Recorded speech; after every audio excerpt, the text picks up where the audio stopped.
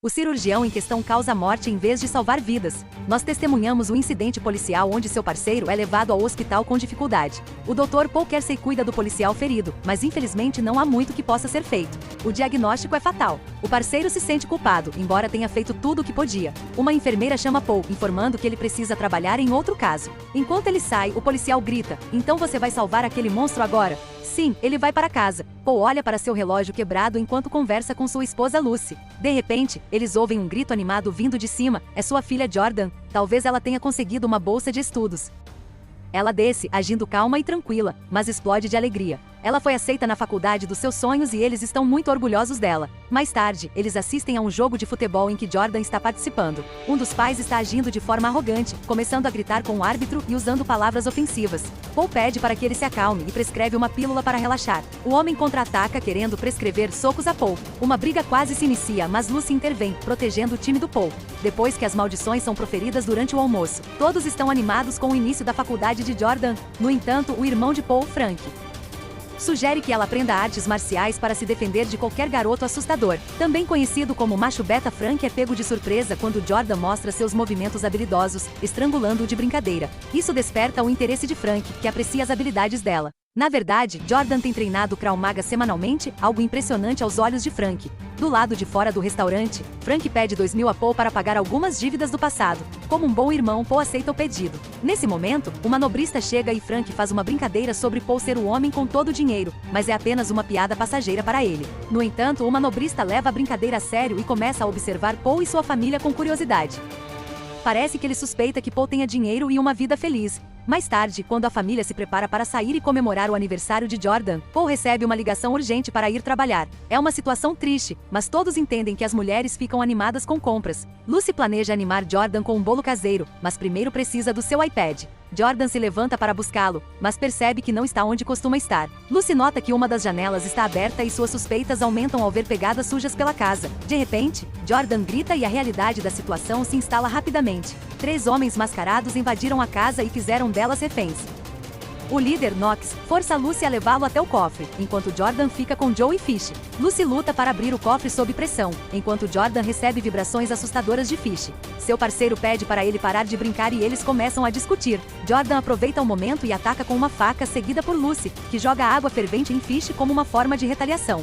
Enquanto isso, os homens abrem fogo no hospital. Paul recebe um alerta sobre 2 novas vítimas e corre para ver como a situação foi controlada. No entanto, ele logo percebe o que isso significa. Ele corre até Lucy e descobre que ela está gravemente ferida, em estado de não estar viva, assim como Jordan, que está em coma. Mais tarde, Paul se encontra com os detetives Kevin Reynolds e Leonore Jackson, que estão conduzindo uma investigação sobre o assassinato de Lucy. Paul comparece ao funeral de Lucy com sua família após o serviço. Em seguida, ele sai para cavalgar com o pai de Lucy, quando de repente para e salta do carro. Ele percebe alguns caçadores furtivos na área, comemorando após matar um servo. O pai de Lucy pega seu rifle e atira em direção aos homens, mas eles fogem. Paul fica chocado com a atitude do pai de Lucy, o macho alfa armado, que explica que às vezes é necessário fazer justiça com as próprias mãos e proteger o que é seu. Paul está enfrentando dificuldades para dormir, então decide buscar terapia. O terapeuta o ajuda a lidar com seu trauma e oferece dicas para ter uma boa noite de sono, como evitar filmes antes de dormir. Ele compreende que a recuperação é um processo, mas ainda não tem certeza qual é o objetivo final. Sua esposa se foi, sua filha está em coma e ele sente que falhou ao não conseguir protegê-las quando mais precisavam dele. Mais tarde, Paul verifica com o departamento de polícia sobre seu caso. Por coincidência, ele encontra Kevin, que está pegando água e é abordado sem marcar um horário. Kevin tem uma pilha de notas adesivas com casos abertos sem respostas há meses.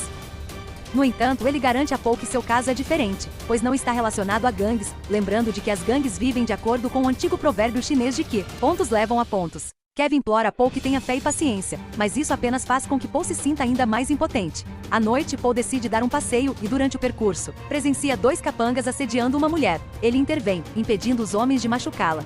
No entanto, os agressores redirecionam sua atenção para Paul e o espancam brutalmente antes de deixá-lo caído na rua. Durante seu período de recuperação, Paul vê um anúncio na TV de uma loja de armas e se sente interessado em comprar uma arma. Ele vai até a loja e conversa com Bethan, que explica o processo de aquisição de uma arma nos Estados Unidos. Basicamente, se você tem um pulso, está pronto para levar uma arma consigo. Paul nota todas as câmeras de segurança na loja e percebe que a arma e suas balas serão rastreáveis até ele. Com isso em mente, ele decide não fazer a compra. Em outro dia no hospital, ocorre outro caso de vítima de tiroteio, mas dessa vez o criminoso deixa cair uma Glock. Paul rapidamente a esconde debaixo da cama e consegue levá-la para casa sem ser detectado. Ele começa a aprender como a arma funciona por conta própria, praticando o simples ato de puxar o gatilho.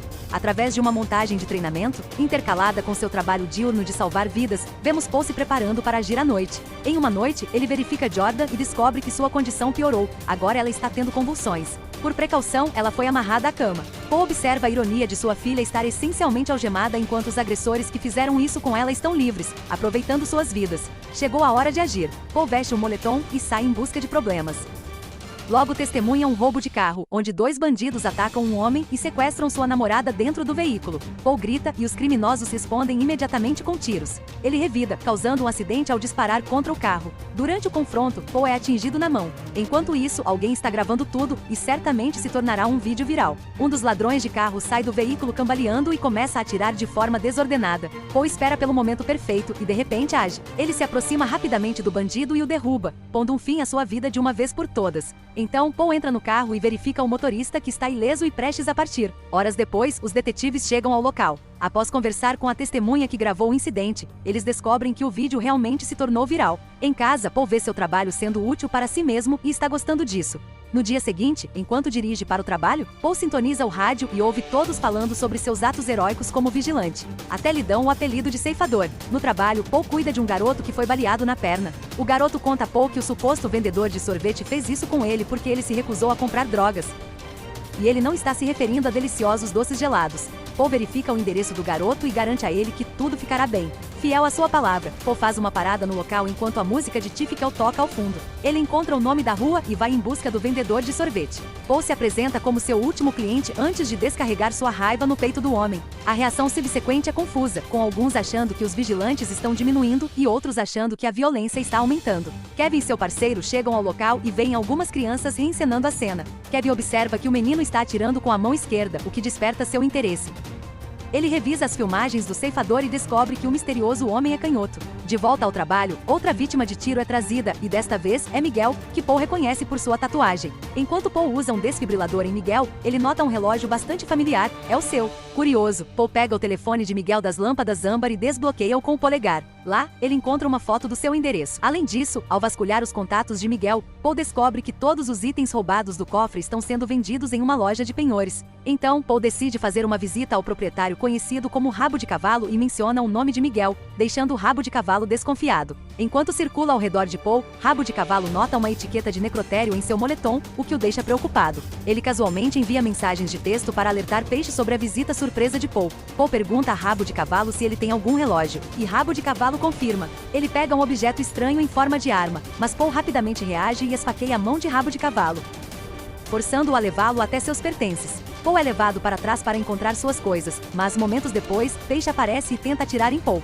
No entanto, Paul acidentalmente abre o zíper de Rabo de Cavalo em vez de atingir o alvo desejado. Um momento tenso se desenrola enquanto Paul e Peixe trocam tiros, mas a arma de Paul emperra, deixando-o em apuros. Felizmente, Peixe escorrega na água e nesse instante, Paul sente uma inspiração musical repentina, acertando um acorde com Peixe. Peixe foge, mas quando está prestes a escapar, Paul consegue acertar sua perna. Nesse momento, Peixe provavelmente pensa que as áreas de dano neste jogo são muito grandes. Peixe tenta escapar da fúria de Paul, abandonando Joe, que revela trabalhar em uma loja de automóveis local. De repente, Peixe ataca Paul, deixando-o atordoado, e acidentalmente dispara um tiro. A bala atinge uma bola de boliche, que começa a rolar. Peixe se aproxima, mas como o destino teria, a situação se desvanece, como em um efeito de transição, deixando o desenrolar dos acontecimentos para a imaginação. Paul sofre uma surra, mas antes de fugir, ele se certifica de recolher os discos rígidos. De volta em casa, ele assiste a um tutorial sobre como destruir os dados. Isso foi antes do YouTube remover os desliques, então ele presume que é um bom tutorial. Enquanto o frenesi da mídia continua, surgem até memes do ceifador.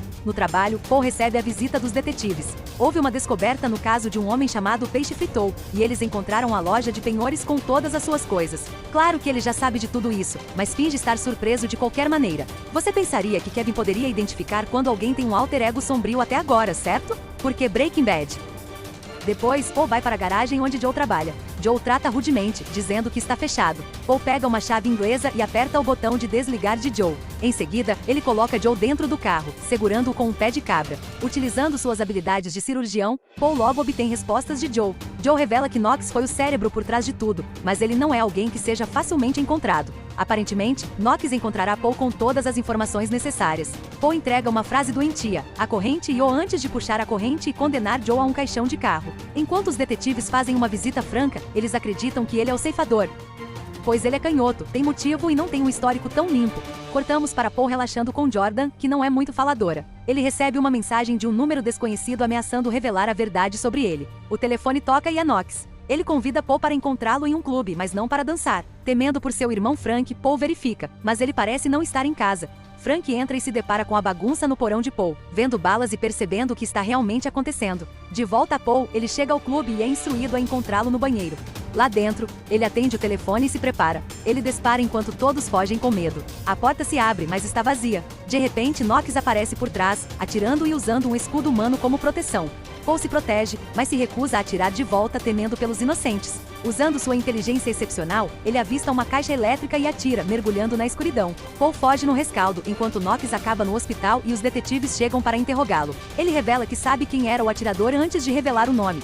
Voltamos a Paul, lidando com seus próprios ferimentos com pura determinação, conseguindo cuidar de sua própria lesão. Enquanto os detetives invadem o escritório vazio de Paul, ele está realmente se dirigindo ao porão, onde encontra Frank. Os dois têm uma conversa franca, e fica claro que Frank quer que ele acabe com tudo e se concentre em fazer o que é melhor para Jordan. Nesse momento, a polícia bate na porta, e Frank inventa um álibi para Paul. Sem opções, eles voltam para o porão. Os irmãos continuam conversando quando Paul recebe uma ligação. Jordan finalmente acordou. Paul corre e infelizmente precisa dar a notícia sobre sua mãe. No lado positivo, Jordan está bem fisicamente e em breve poderá voltar para casa. Uma semana se passa e os dois vão para o elevador. Assim que a porta está prestes a fechar, Knox entra. Ele sabe exatamente quem eles são, mas Paul nunca viu o rosto dele. Knox conversa com Jordan e em seguida chama Paul pelo nome antes de sair. Logo depois, Paul visita Bethany para cumprimentar sua liberdade americana. Após o retorno de Jordan para casa, Knox volta com outros dois capangas. Jordan se esconde no armário enquanto Paul lida com eles, atacando os dois capangas com suas habilidades sobre-humanas. No entanto, Knox está em outro lugar. Paul verifica o porão e é atacado de surpresa pelos salvadores de Knox. No momento crucial, enquanto Jordan entra em pânico e sai de seu esconderijo, ela atropela Knox, distraindo. Paul aproveita a oportunidade e abre um compartimento secreto debaixo de uma mesa para pegar uma enorme arma e disparar uma enxurrada de balas de chumbo. Após a chegada dos detetives ao local, Kevin fala com Paul sobre o que aconteceu e o questiona sobre as armas. Embora a história de Paul seja claramente suspeita, Kevin decide inventar uma narrativa em que Knox devolveu as armas porque pensou que Jordan o identificaria mais tarde. Paul deixa Jordan na faculdade e, ao sair, percebe um homem que acabou de cometer um roubo. Ele liga para o homem e finge atirar nele com o dedo.